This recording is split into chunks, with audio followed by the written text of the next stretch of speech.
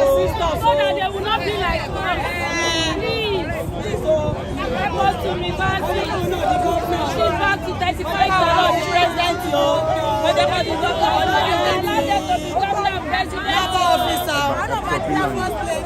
ẹni sọ Yorùbá kí ni ẹ jẹ́ kí àwọn aráàlú mọ ìdí tẹ́ tí ń fi èrò. a fẹ́ sọ ẹ̀dùn ọkàn fáwọn ìjọba kó ṣàánú wa owó pọ̀ lọ́wọ́ gbogbo wa kò sówó ní ìta kó ṣàánú wa everything nílé kókókókó kó ṣàánú wa o ẹlòmíì lọ́mọ méjì ọmọ márùn-ún nínú skul ẹyọ kan owó yẹn ti pọ̀ jù please onísìnyẹ 35,000 is too much. ẹ toru ẹ dárúkọ yín náà. I am Mojisola Adesua from Owutu. Parents from Owutu. Yes. I am Khadija Adebayo from Lagos State Civil Service Model College. On behalf of all Lagos State Model College parents, we are pleading Governor Babajide Sanwo-Olu, please listen to our voice. Help our children. Please give us your listening ear. Yeah, please. Yes, we know you are capable of doing this for us. We parents are pleading.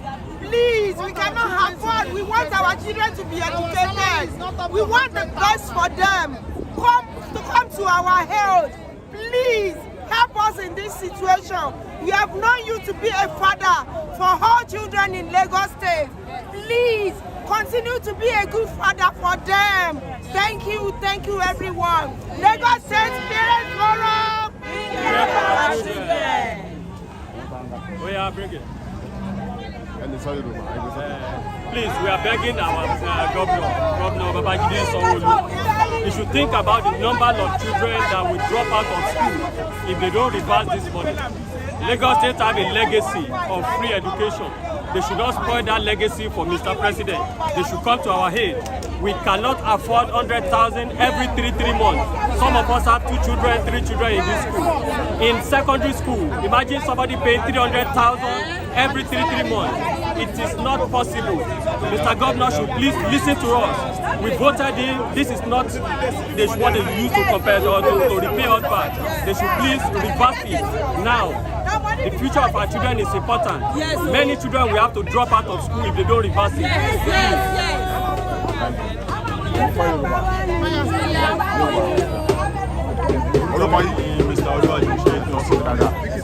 Mr. Oluwajunṣe láti Ẹ̀pẹ́ Grammar School. À ń fi àsìkò yìí bẹ̀ Gómìnà Sanwó-Olú kán bá wa dá owó yìí padà sí 35,000 naira. Èèyàn bíi tèmi ń sìn báyìí mo lọ́mọ méjì síbẹ̀, mo ní mo fẹ́ gbé gbà. Àwọn ọmọ mi wa tó dúró sí àwọn dádì wa tó wà níbi gbogbo wa náà ló lọ́mọ ọmọ méjì síbẹ̀. Gbogbo aládẹ̀mọ̀ bí ìlú ṣe rí. Gómìnà Sanwó-Olú ẹ jọ̀ọ́ ẹ ràn wá lọ́wọ́ ìfẹ́ là ń bẹ̀ ò ẹ bá wa ṣe ẹ bá wa dá padà. Tìyín náà ò ní bàjẹ́ o. Ìjọba ẹ bá dá padà sí àwọn ọmọ òlè lọ́lẹ̀wé o. Ilé náà máa padà sí. Ẹ̀yin náà ládẹ̀ ń sọ pé kọ́ ọmọ máa ń dàdàkudà. Ọ̀nà wo lọ́mọ obìnrin dàdàkudà bá ti mọ̀ bá lọ lé ẹjọ́ ẹ ràn wá lọ́wọ́ ẹ ṣàánú wa ẹjẹ́ bá wọn wá lọ lé ẹjẹ́ bá wọn dàgbà láti 35,000. School àwọn ọmọ yín lọ.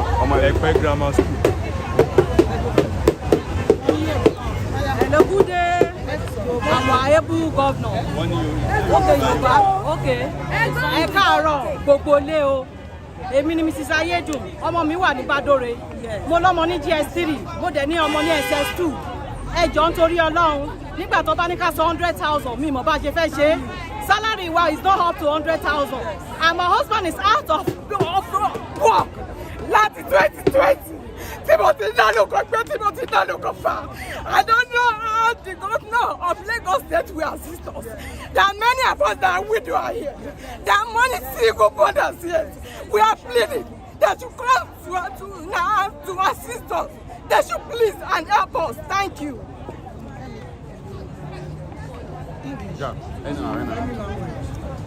My name is Mrs. Ngozi Oparo. We are using this medium to beg Mr. Governor, please, he should consider us. So many of us, we don't have good jobs we are doing. Yes. Even the ones that have the jobs doing, their salary is not up to 100,000. Yes. Some of us, we have 2 children. Some of us have 3 children in the school. do they want them to drop out of school? We are pleading, Mr. Governor, please hear us.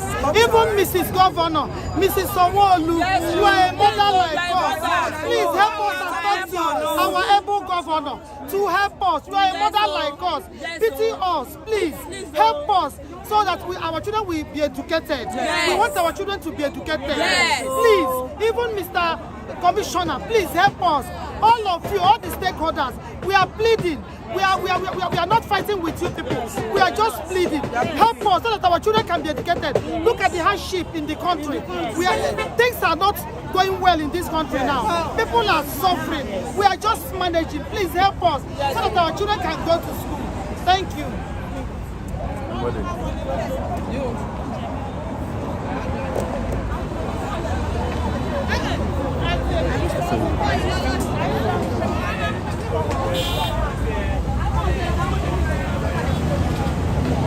Kí lorúkọ yín mọ̀ àti skul tí ọmọ ti wá jẹ́ kí a mọ ìrònú.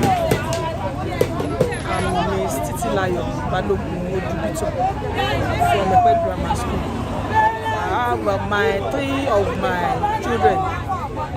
Two of them have graduated from Epe, remaining the last one in SS3.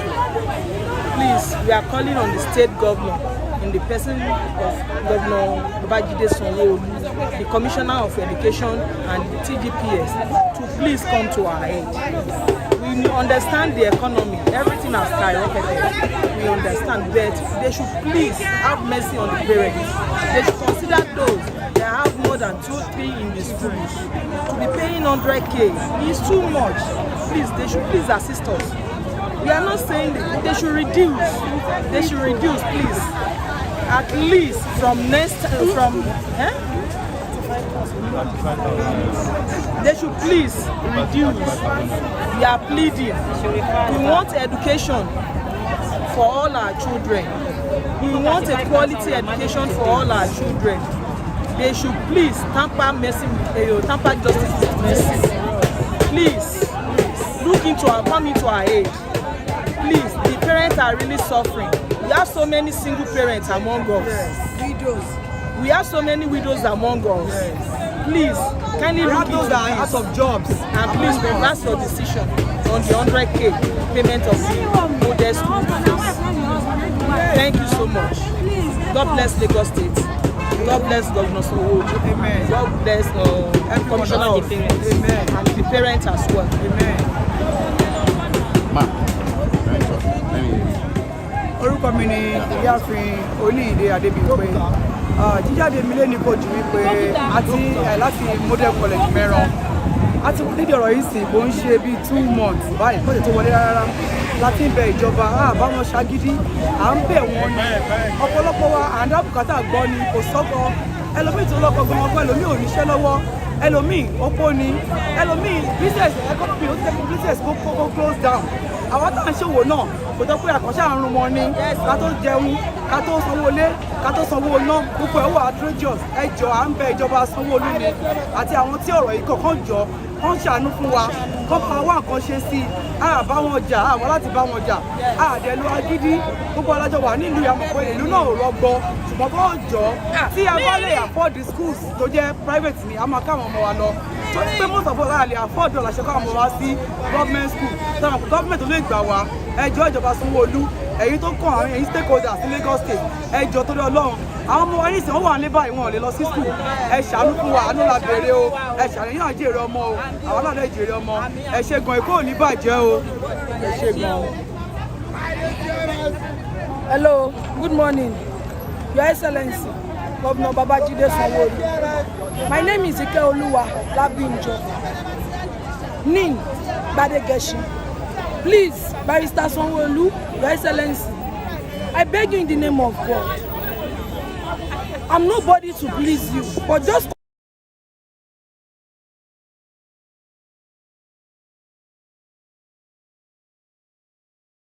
nobody to fight for us. We are just pleading you. This 35,000 naira we are begging you for is what we can afford. The 100,000 naira we can't afford it. I'm a single mother. I have nobody to help me. That is the reason why I'm fighting. That is the reason why I keep coming here to protest. That is the reason why I want you to please consider us. Look at us, we are all single mothers. Nobody to cry on to. Please. We don't want our children to have half education. We don't want our children to be laboring out there. Torí ọmọ la ṣe wà. Àbí káwọn náà dàgbà. Káwọn náà di nǹkan lọ́jọ́ ọ̀la. Káwọn náà di gómìnà, káwọn náà débi tẹ̀dé. Ẹ jọ̀ọ́ torí Ọlọ́run. Barrister Sanwó-Olú, Your Excellency, ẹ ṣàánú wa. Ẹ̀bẹ̀ là ń bẹ̀. Ẹ jọ̀ọ́. Ẹ̀bẹ̀ là ń bẹ̀ ṣàánú wa. 35,000 yẹn ló ní ìgbàmúlẹ̀ látàlá ló ń gbà. Ìgbàmúlẹ̀ látàlá ló ń gbà. Microfinance la ló ń gbà ká tó wọn ọmọ wá sí skul. Kò síṣẹ́ kò sí nǹkan. Ẹ ṣàánú wa ẹ̀yin náà ẹ wò ó. Àwọn ọmọ kéékèèké ló kọ́ ọ̀tà tó mú gbó. They became liability, they become smokers. Ẹ jọ mi fẹ́ kó mọ mi dán ọmọ àmúgbò. Mi fẹ́ kó mọ mi dá ṣẹ́wò. Ẹ wò wá ẹ ṣàánú wa. Ẹ má jẹ́ kí táwọn ọmọ wa bàjẹ́ ṣàánú wa. Níbi tá a fẹ́ káwọn ọmọ ìlọ́lá ṣe wá sunkún báyìí. Your Excellency, Babajide Sanwo-Olu, we beg you with due respect. Please accept us the way we are. We have 35,000 today. There's nowhere we can go. You are a good father. That you can listen to us. We beg you in the name of God. Give a year to us and listen to our cry. Your Excellency, please, God bless you, sir. We really appreciate it. God bless Lagos State. Thank you. God bless you. Bàbá wa ní yóò àríbítà lọ àbáyé náà lásàwọ̀ àṣà lórúkọ. Orúkọ mi ni Adébáyọ̀ Bùkọ́lá. Ẹ jọ̀ọ́ mo fẹ́ bẹ̀ gọ́vnà wa kí wọ́n jọ kán bá reverse owó yìí. Kọ́só pọ̀ fún wa. Iṣẹ́ tá à ń ṣe kò ká nǹkan tí wọ́n sọ pé ká máa san part-time. So kán jọ nítorí tọ́lọ́run kán ṣàánú wa. I personally 30,000 mò ń gbà monthly. So mi ìmọ̀ bí tí mo ti fẹ́ rí owó láti fi san. Then uncle mi wà ní school kan Ìgbókúta ni ọmọ mi wà. Uncle mi náà dẹ̀ wà ń bẹ̀ ìbárùn náà bí. Wọ́n bí ìbárùn lẹ́ẹ̀kan náà ní ìmọ̀ bó ṣe fẹ́ ṣe tí wọ́n ṣe fẹ́ rí owó ọmọ márùn-ún yẹn sọ part-time 100,000 part-time ìbárùn náà bí wọ́n tí wọ́n ń ṣe ẹ̀gbọ́n wọn ń ṣe àbúrò that's 500,000 part-time wọ́n agbára wọn ò pé ọ̀tá wọn ti wọ̀n sick bed báyìí pé báwọn làwọn ṣe fẹ́ ṣe DSTV náà wà DSTV làwọn ọmọ yẹn wà pẹ̀lú àwọn ọmọ mi ẹ jọ̀ọ́ nítorí tọ́lọ́run kí gómìnà Sanwó-Olú ẹ jọ̀ọ́ kó máa reverse owó yẹn pàṣẹ kí wọ́n.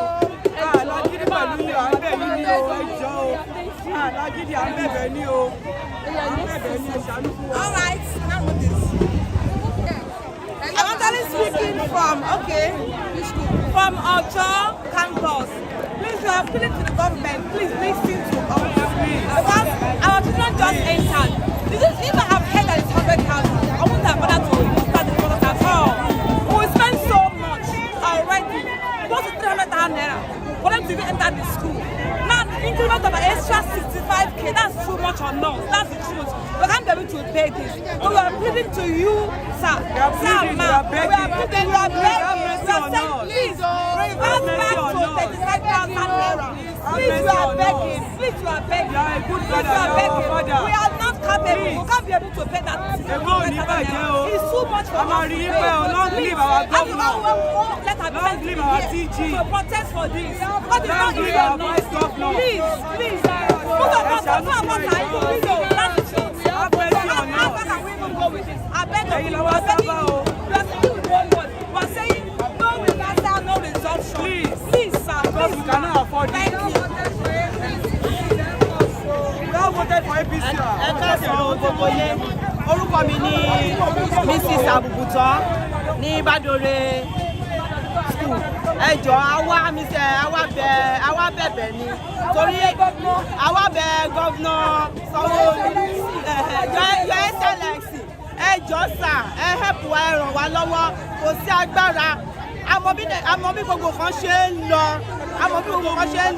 ṣùgbọ́n income wa kò tó kàn sí a lè fi san 100,000 yìí àwọn ọkọ wa tó bá jáde tó bá dé lálẹ́ gan àti fún wọn lówó ọbẹ̀ gan ara kọ́ wọn wọ́n ń try best wọn láti múnú wa dùn ìbàdàn tí wọ́n tó tún increase owó school yìí kò ságbára fún ọkọ wa ẹjọ́ èèyàn bí èmi iye tọkọ mi tiẹ̀ ń mú wọlé kò tó kọ̀ọ̀kan ẹjọ́ ẹ ṣàánú wa Your Excellency à ń bẹ̀bẹ̀ ní ẹjọ́ sáwá bẹ̀bẹ̀ ní láti bá dórí ẹjọ́ ẹ bá wa. Ìjọba ìṣàánú fún wa. Jésù àmì Jésù.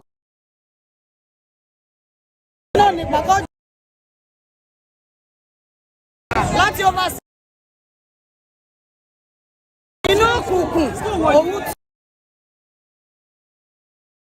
kò sí ná níbẹ̀ láti bí over 6 months kò sí ná kọjọ tó lọ náà kọ́bà wa ṣe ná kọ́bà wa sanwó ná kọ́bà wa ṣe ná fún ọjọ́ mẹ́ta ọjọ́ mẹ́rin ọmọ ìwọ̀n kì í wẹ̀ lọ sí.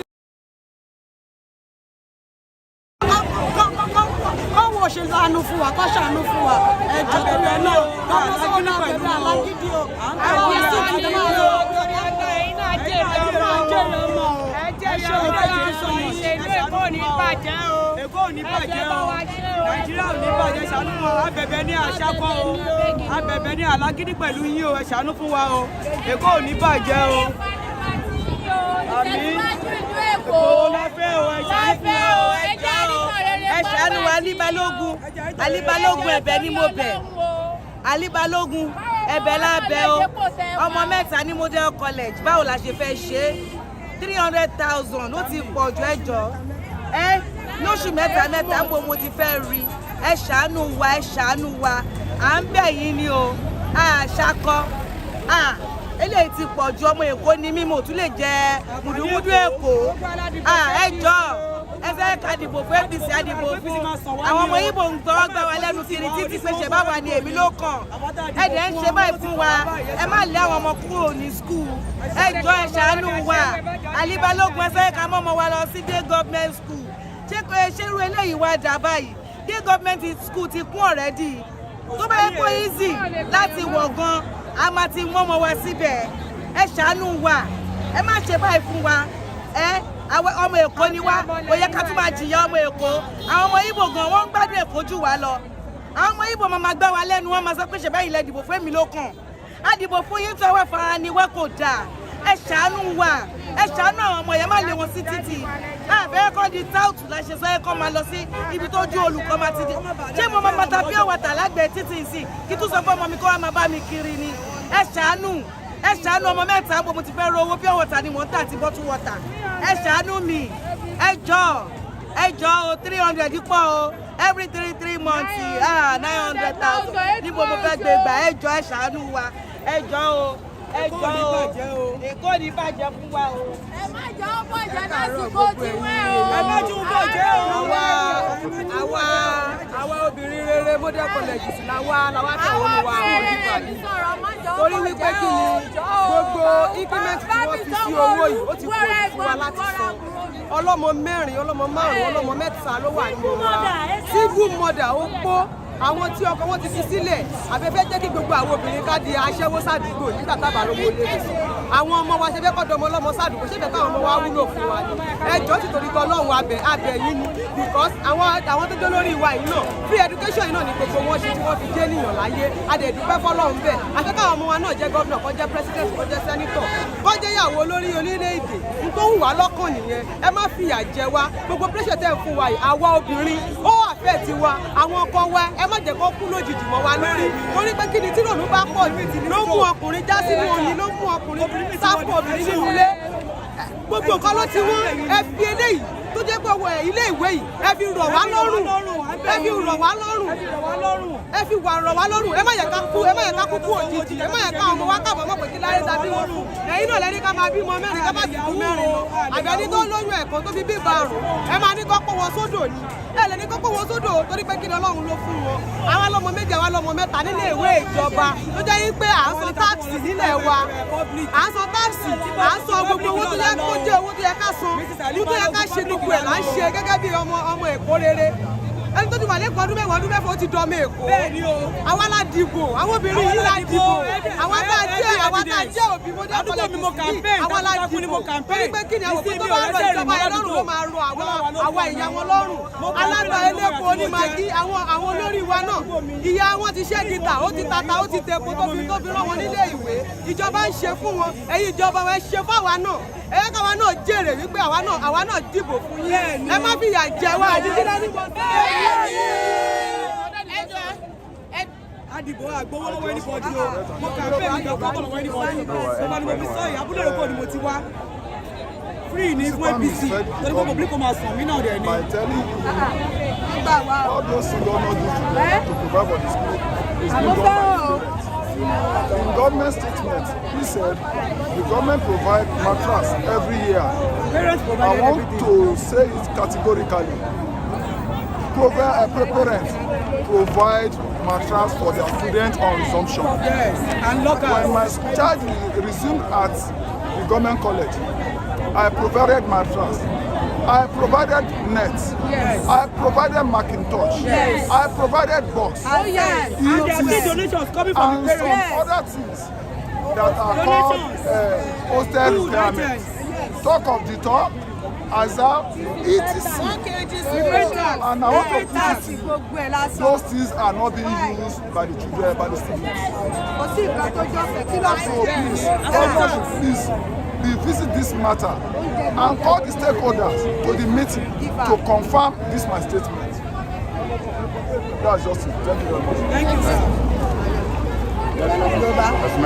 ẹ jọ̀ọ́ o kó ṣàánú wa o kó ṣàánú wa kó ṣàánú wa kò sí nǹkan tá a fẹ́ ṣe ẹ jọ̀ọ́ ẹ ṣàánú wa o ẹ tó lọ́mọ mẹ́ta báwo la ṣe fẹ́ ṣe ọ̀nà wo la fẹ́ gbé gbà gbogbo nǹkan tó ní a máa sọ là ń sọ tó ní a mú wa gbogbo ẹ̀ pátápátá là ń sọ nù skul 300,000 bó la ti fẹ́ rí i èló náà ń gba ọjà wo là ń tà tọ́ba ní àdìbò àgbà kankan lọ́wọ́ wa kọ́ lè ṣàánú wa àgbẹ́nìtì ọ̀skúù táwọn ọmọ wa náà àwa là ń sanwó gbá àwa là máa sanwó àwo kò sí free bẹ́ẹ̀ kí ló tún wá dé kọ́ ṣàánú wa à ń ṣe tax à ń ṣe everything látọ̀jọ́ látọ̀ à ń ṣe everything à ń ṣe gbogbo pátá ní ká ṣe wọ́n fún ọlẹ́nìtì tọ́ba lọ́jọ́ oúnjẹ kí oúnjẹ wo làwọn ọmọ ń jẹ ẹ̀wà rẹ̀ kìkì kòkòrò ní pásọ̀ yọkan kò sómi gidi àwọn gbogbo ẹ̀ ẹ̀gúsí yẹn máa sàn ní kí ló dé kí la ṣe fún wọn kọ́sàánú wa ẹ̀bà òkèlè káàkiri wọ́rì à ń sanwó fúnra wa kọ́sàánú wa o.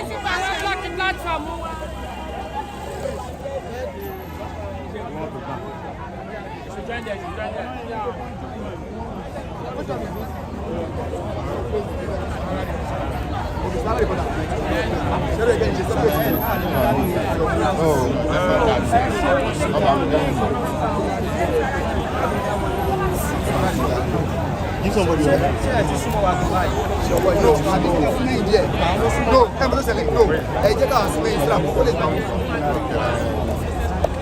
is that journalist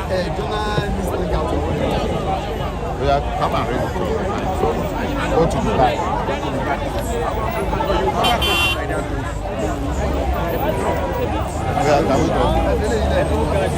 Can we go? Can we go? I'm sorry. Hello, my parents. Good morning. Good morning, the good people of the justice. I'm sorry. I'm the state chairman of all parents of children in modern colleges.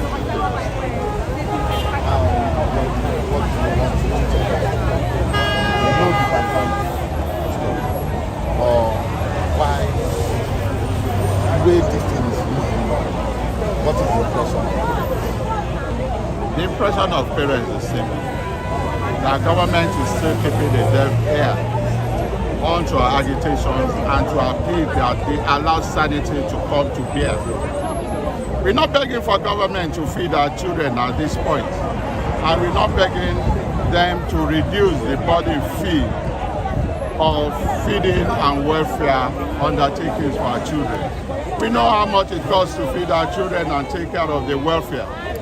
All we are saying is that they allow this figure of the actual fee to stay. Why on earth will somebody come to give us fictitious figures, especially at this time of economic hardship in the society, and expect people to pay in a classical situation of working one baboon chop? The system had been inherently abused in the recent past by these so-called principals with their tutors general. When it was 35,000, a lot of buffer was within the 35,000 because I undertook the calculations myself. I'm a surveyor, for goodness sake. I learned the hardest and mathematics at the highest level. And we came with the empirical figures, and they are started in 2021. 18,000 for feeding out of 35 gives you 51%. What of the remaining 49%? Was it all that you spent on the welfare? Welfare tells us a little about 8%. What have you been doing with the rest? They've never declared a return dividend to us in any year, the so-called principal. This is a semi-official arrangement between parents and the school principal. Now, it is also conditionally premised that whatever we contribute as boarding fee into a particular school fund will be administered by the school management of that particular local school and representatives of the parents forum in that school. They have refused this to happen in the past 2 years, despite our constant agitations against it, even to the House of Assembly. Only for them now to turn around and say, well, there is inflation in the society, they are going up to 100,000. What does that do to the parents? Like we did on the 1st of February when we visited the Honorable Staff Education. We went empirically with our figures. That 35,000 naira could still be maintained if government were to take care of rice and loads of bread.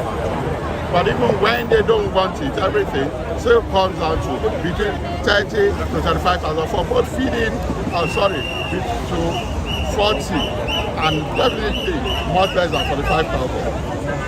I think about 41,000 to both feeding and welfare undertakings for our children. How come they'll just come out from the blues and not even hypothetically at that, just dream up of a figure which we think some people will share among themselves? We've asked them, the very best they told us they engage on professional kids. Professional teachers are, like you said, people who undertake feeding and the profit. We've got our cooks in all the schools. We've got the cooking utensils, the stoves, everything.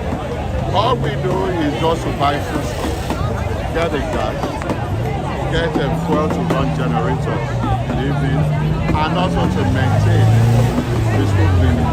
Maintain the school clinic, even not all schools have school clinic. What we've done over time, anytime a student falls sick, it is the parents' forum that takes care of any sick student. They immediately send for us. We do the first aid before the parents are invited.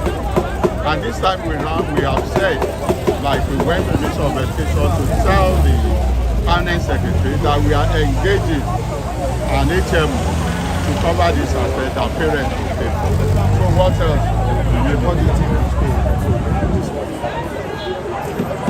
even if they say that they want an increment at all costs for this person, they can go for the 45,000, which is over what we have said, with the condition that we now both sit down and work out the actual fee against the second term, and the boarding school management committee made up of representatives of parents selected independently by them to further expose and corroborate our allegation that the principals are corrupt. They have gone over the years to the extent of always looking for cronies amongst us police parents, and now advertise them to the ministry as the parents' representatives. We said that must stop. It is only the central parent representative forum that will supervise an election among parents in any school, to make sure that they get their role as a people they can trust, people with integrity. Otherwise, you have a situation where even in the DSMC, they sit down and they cook up reports. We never had any form of friction in the past. When I say in the past, I'm talking 5-6 years ago, with the school management, because everything done in this boarding house system has always been taken care of by parents. Why, for goodness sake, would you come now and say you want to increase and we only ask? Be transparent about it. Let these funds be managed as per the statutory provisions of the BSMC, Boarding School Management Committee, made up of parents and the school license. We don't want external people here, like saying you want to get CSO, you want to get pastors. We said no to that. Let it just be we parents. We know what we do. Government doesn't even need to come into it if it has to be functioning properly, because that has always been our style. When there is a need in the school, we call ourselves together, we levy ourselves, And when it comes to the nation, we donate. I know what I've done in Evadilaja over the past years. I know what I similarly took up. I know what they do, what the parents do. It's not fair by any standards. Do not turn around and start treating us like second-class citizens. For goodness sake, we wrote to the governor, we wrote to him twice in 2021. Still I'm talking, is nothing this fit to call us. We voted him in. Even if you belong to a different party, once you come in, you are now a father to all. And you are listening to only one side of the story. You listen to the one side of the story, you went on air, and you now realize that the person has misled you and embarrassed the governor we look up to in Lagos State. About time, corrections are made. And that is why we are here again today, particularly for the House of Assembly that promised that in a week's time, which expired last week, they will come out with their position on this. Let me reiterate here. The House of Assembly tried in 2021. So far, we still don't have anything against the House of Assembly because the Assembly under Honorable Obasa, even behind our backs, held a plenary almost 2 weeks ago and made a strong statement that about time the state government started inputting, having its share, making its input in assisting us in the feeding of these children. Like I said, we have been subsidizing modern college education for Lagos State in over 10-20 years. Now things are spinning out of control. Let them come.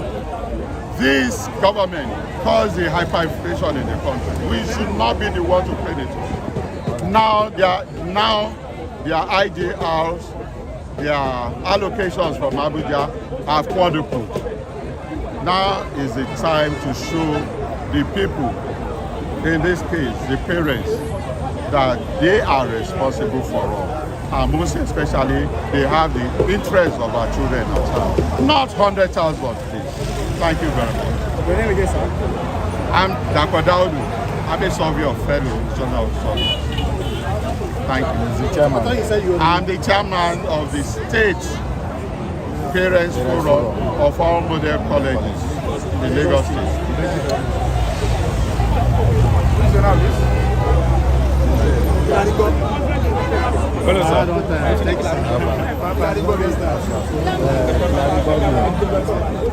Thank you, sir.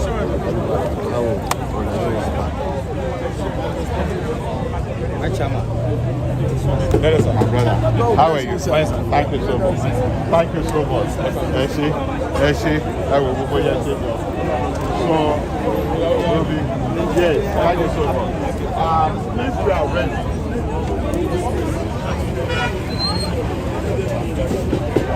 Àwọn òbí wọn fi ẹ̀rù wọn lórí owó tí ìjọba gbé kékeré lórí owó iléèwé. Àwọn òbí náà ni wọ́n gbé àkọlé sí ara ìwé yìí.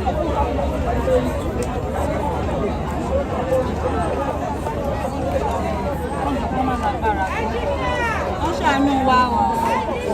Àmọ́ báwa àwọn ọlọ́run tó ń gbé ayé ara wọn. Ẹ jọ̀ọ́ o. Ẹ jọ̀ọ́ o. Ẹ̀yà àwọn tó wà lẹ́yìn náà. Àwọn kan náà lọ fún mi. Àwọn náà lọ fún mi alágbájá.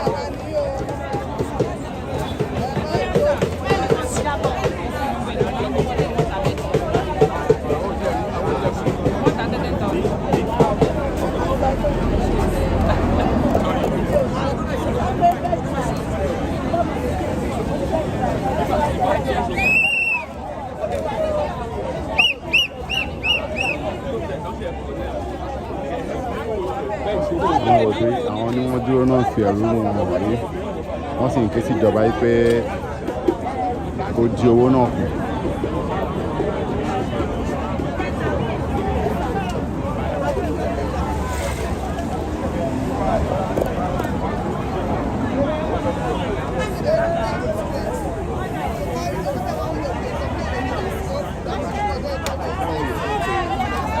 Yes, we are ready.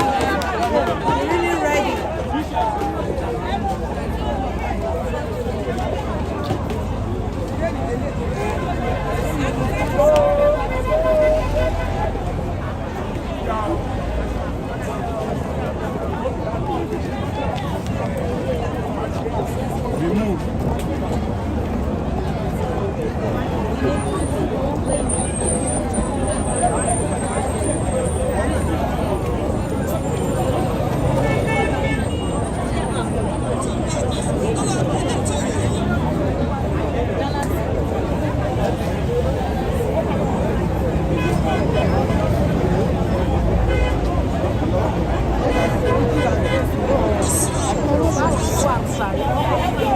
I say na if I follow the spoiler, I'm not going to do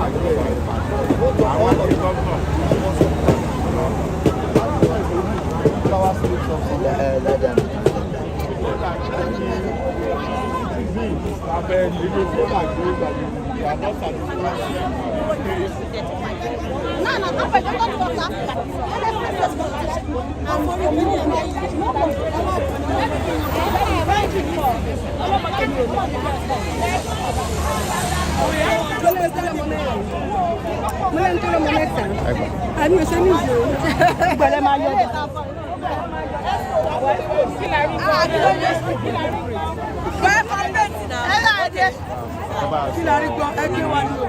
Ronú fún ìjọba àwọn tí ó ṣẹlẹ̀ ọmọ lórí ìtọ́. Ronú mi fún ìjọba lórí nǹkan tó ń ṣẹlẹ̀ lọ́wọ́lọ́wọ́ yìí ni wípé kíjọba jọ̀ọ́ kí wọ́n wo wá ṣe láàánú. Orúkọ mi ni Abilékọ Adébáyọ̀ Khadija. Kíjọba jọ̀ọ́ kí wọ́n wo àwọn ọmọ wa ṣe láàánú.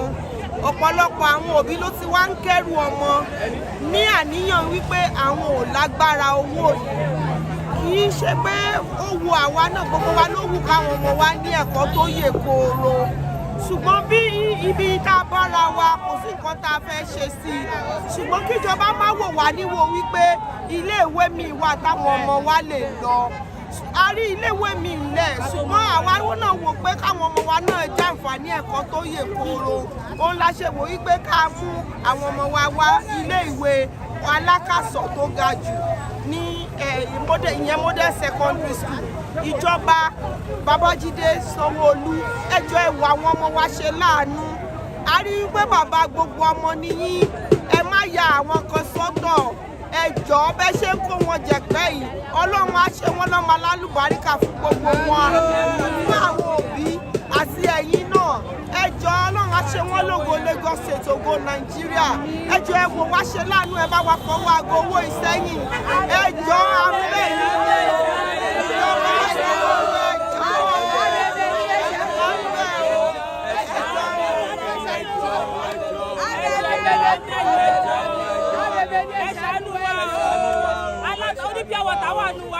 Ǹjẹ́ ó ní ẹsẹ̀ ronú fún ẹ jọ̀ọ́ orúkọ tèmi ni Ìyáàfin Olúwaṣọlá. Ẹ jọ̀ọ́ oyún méjì péré ni mo ní, ọmọ mẹ́rin dẹ̀ ni àwọn méjèèjì jẹ́. Wọ́n dẹ̀dẹ̀ làwọn mẹ́rin wà. Ẹ jọ̀ọ́ bólẹ̀ tí ní kí n rí 400,000 láàrin oṣù mẹ́ta. Màá sanwó ilé àsanwó ṣọ́ọ̀bù. Ẹ jọ̀ọ́ torí Ọlọ́run àwọn mú mọ́tò gbà á fi mọ́tò gbá àwọn ọmọ yẹn lọ sí skul. Ẹ jọ̀ọ́ ẹ ṣàánú wa, ẹ bá wa wá nǹkan ṣe sí o. Ẹ jọ̀ọ́ ẹ̀bẹ̀ là ń bẹ̀ o. Ẹ jọ̀ọ́ torí Ọlọ́run ẹ jọ̀ọ́. Kíjọba ṣe kọ́wọ́ wa ṣe lóore, kọ́wọ́ wa ṣe láàánú, ẹ jọ̀ọ́ torí Ọlọ́run ìjọba ẹ ṣàánú fún wa.